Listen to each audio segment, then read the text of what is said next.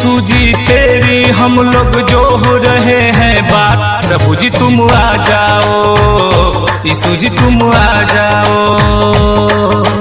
तेरी महिमा करते हैं हम प्रभु सुबह और शाम, प्रभु जी तुम आ जाओ, यीशु जी तुम आ जाओ।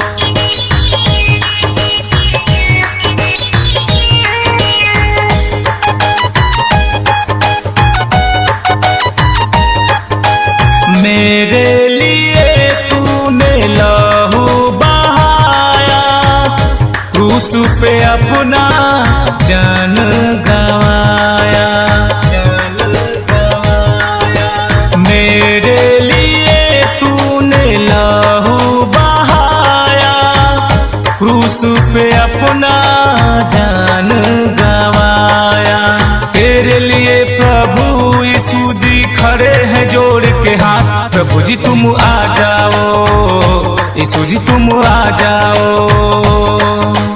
महिमा करते हैं प्रभु जी तेरी दिन और रात, प्रभु जी तुम आ जाओ, यीशु जी तुम आ जाओ।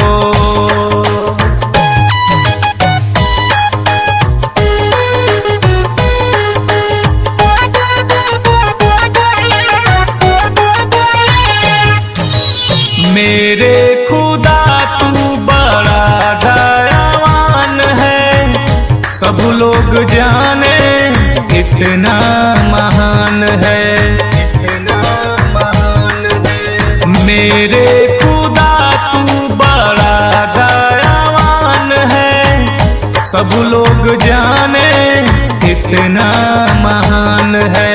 महिमा तेरी गाते रहेंगे दिन हो चाहे रात, प्रभु जी तुम आ जाओ, यीशु जी तुम आ जाओ।